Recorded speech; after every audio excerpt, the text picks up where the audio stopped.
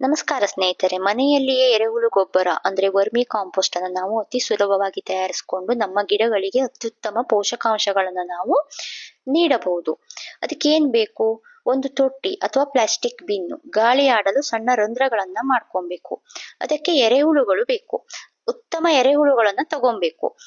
ನಾವು ಬಿನ್ನನ್ನ ಎಷ್ಟು ದೊಡ್ಡದು ತಗೊಂಡಿದೀವೋ ಅದರ ಅಳತೆಯ ಪ್ರಕಾರ ಎರೆಹುಳುಗಳನ್ನ ನಾವು ತಗೊಬೇಕು. ಸ್ವಲ್ಪ ಹಳೆಯದಾದ ಅಂದ್ರೆ ಕನಿಷ್ಠ 10-15 ದಿನದ ಹಳೆಯ ಸಗಣಿ ನಮಗೆ ಬೇಕಾಗತ್ತೆ. ಸಾವಯವ ತ್ಯಾಜ್ಯ ಬೇಕು, ಅಂದ್ರೆ ತರಕಾರಿ ಸಿಪ್ಪೆ, ಹಣ್ಣಿನ ಸಿಪ್ಪೆ, ಹಣ್ಣು ಕೊಳತೋಗಿರೋದು ಅಥವಾ ಒಣ ಎಲೆಗಳು, ಇದೆಲ್ಲ ನಮ್ಗೆ ಬೇಕಾಗತ್ತೆ. ತೇವಾಂಶ ಕಾಪಾಡಲು ನೀರು. ತಯಾರಿಸೋದು ಹೇಗೆ? ಒಂದು ಪ್ಲಾಸ್ಟಿಕ್ ಬಿನ್ ಅನ್ನ ತಗೊಂಡ್ಮೇಲೆ ಅದರ ಕೆಳಭಾಗದಲ್ಲಿ ನಾವು ಸಣ್ಣ ಸಣ್ಣ ರಂಧ್ರಗಳನ್ನ ಮಾಡ್ಬೇಕು. ನೀರು ಹೊರ ಹೋಗಲು ಮತ್ತು ಗಾಳಿ ಒಳಗೆ ಬರಲು ನಾವು ಸಣ್ಣ ರಂಧ್ರಗಳನ್ನ ಮಾಡ್ಕೊಬೇಕಾಗತ್ತೆ. ನೆಕ್ಸ್ಟ್ ಬೆಡ್ಡಿಂಗ್ ಅನ್ನ ರೆಡಿ ಮಾಡ್ಬೇಕು. ತೊಟ್ಟಿಯ ತಳದಲ್ಲಿ ಮೊದಲು 2 ಇಂಚು ಒಣ ಎಲೆ ಮತ್ತು ತೆಂಗಿನ ನಾರನ್ನ ಹಾಕೊಬೇಕು. ಇದರ ಮೇಲೆ ಅರ್ಧದಷ್ಟು ದ್ರವ ರೂಪದ ಅಥವಾ ಸ್ವಲ್ಪ ಒಣಗಿದ ಸಗಣಿಯನ್ನ ಹಾಕೊಬೇಕು. ನೆಕ್ಸ್ಟ್ ಇದರ ಮೇಲೆ ಎರೆಹುಳುಗಳನ್ನ ಬಿಡ್ಬೇಕು. ಈ ಎರೆಹುಳುಗಳು ನಿಧಾನವಾಗಿ ಅವೇ ತಳಭಾಗಕ್ಕೆ ತಾವಾಗೆ ಹೋಗುತ್ತೆ. ನೀವು ಮೇಲ್ಗಡೆಯಿಂದ ಬಿಟ್ರೆ ಆಯ್ತು. ಹುಳುಗಳನ್ನು ಬಿಟ್ಟ ನಂತರ ಮನೆಯಲ್ಲೇ ಉಳಿದ ತರಕಾರಿ ಸಿಪ್ಪೆಗಳು, ಹಣ್ಣಿನ ತುಣುಕುಗಳು, ಇವುಗಳನ್ನ ಅಂದ್ರೆ ಕಿಚನ್ ವೇಸ್ಟ್ ಅನ್ನ ನಾವು ಹಾಕೋದ್ರಿಂದ ಎರೆಹುಳುಗಳಿಗೆ ಅದು ಆಹಾರವಾಗಿ ಹೆಲ್ಪ್ ಮಾಡತ್ತೆ. ಇದರಲ್ಲಿ ನಾವು ಒಂದನ್ನ ಗಮನಿಸ್ಕೊಬೇಕು, ಪ್ಲಾಸ್ಟಿಕ್ ಕಸ ಹಾಕ್ಬಾರದು, ಎಣ್ಣೆ ಪದಾರ್ಥಗಳನ್ನ ಇದಕ್ಕೆ ಹಾಕ್ಬಾರದು, ಮತ್ತೆ ನಿಂಬೆ ಹಣ್ಣಿನಂತ ಹುಳಿ ಪದಾರ್ಥಗಳನ್ನ ಹಾಕ್ಬಾರದು. ಇದು ಎರೆಹುಳುಗಳಿಗೆ ಅಷ್ಟೊಂದು ಒಳ್ಳೆಯದಲ್ಲ. ಇದರ ಮೇಲೆ ಗೋಣಿ ಚೀಲ ಅಥವಾ ಎಲೆಗಳಿಂದ ಮುಚ್ಚಬೇಕು.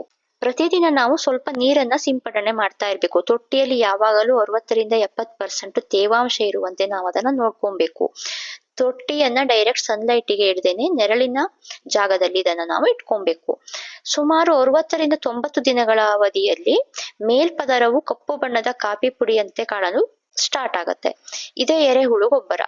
ಗೊಬ್ಬರವನ್ನು ತೆಗೆಯುವ 2 ದಿನ ಮೊದಲು ನೀರು ಹಾಕೋದನ್ನ ನಾವು ನಿಲ್ಲಿಸ್ಬೇಕಾಗತ್ತೆ. ಆಗ ಹುಳುಗಳು ಕೆಳಭಾಗಕ್ಕೆ ಹೋಗಕ್ ಸ್ಟಾರ್ಟ್ ಮಾಡತ್ತೆ.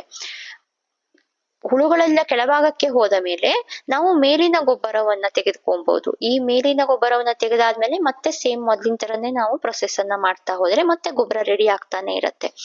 ಮೇಲಿನ ಗೊಬ್ಬರ ನಾವು ನಮ್ಮ ಹಣ್ಣು, ತರಕಾರಿ, ಹೂವಿನ ಗಿಡಗಳಿಗೆ ನಾವು ಹಾಕೊಬಹುದು. ಇಲ್ಲಿ ಗಮನಿಸಬೇಕಾದ ಪ್ರಮುಖ ಅಂಶ ಯಾವುದು ಅಂದ್ರೆ ಗಾಳಿ ಆಡುವ ರಂಧ್ರಗಳನ್ನ ನಾವು ಮುಚ್ಚಿ ಹೋಗದಂತೆ ನೋಡ್ಕೊಬೇಕು. ಅತಿಯಾದ ಬಿಸಿಲು ತಾಗದೆ ಇರೋ ತರ ನೋಡ್ಕೊಬೇಕು. ಮತ್ತೆ ಇರುವೆಗಳ ಕಾಟ ಆಗದಂತೆ ನೋಡ್ಕೊಬೇಕು. ಎರೆಹುಳುಗಳಿಗೆ ಇರುವೆಗಳು ತುಂಬಾ ಬೇಗ ಬಂದ್ಬಿಡತ್ತೆ. ಸೊ ಇರುವೆಗಳು ಬರದಂತೆ ತೊಟ್ಟಿ ಸುತ್ತಲೂ ನಾವು ಲಕ್ಷ್ಮಣ ರೇಖೆಯನ್ನ ಎಳೆಯುವುದು ಇಂಪಾರ್ಟೆಂಟು. ಈ ಎರೆಹುಳು ಗೊಬ್ಬರವನ್ನ ನಾವು ತಯಾರಿಸಿದ್ರೆ ನಮ್ಗೆ 2 ಲಾಭ ಇದೆ. ಒಂದು, ಕಡಿಮೆ ಖರ್ಚಿನಲ್ಲಿ ನಮಗೆ ಒಳ್ಳೆಯ ಗೊಬ್ಬರ ಸಿಗತ್ತೆ.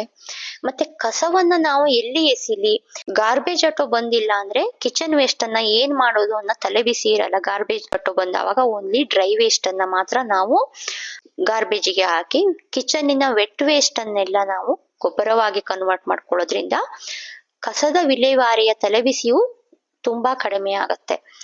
ಸೊ ಇದು ನಮ್ಮ ಕಸಮುಕ್ತ ಭಾರತಕ್ಕೆ ನಮ್ಮದು ಒಂದು ಕೊಡುಗೆಯಾಗಿ ಮತ್ತು ನಮ್ಮ ಗಿಡಗಳು ಹಚ್ಚ ಹಸುರಾಗಿ ಬೆಳೆಯಲು ಹೆಲ್ಪ್ ಆಗತ್ತೆ.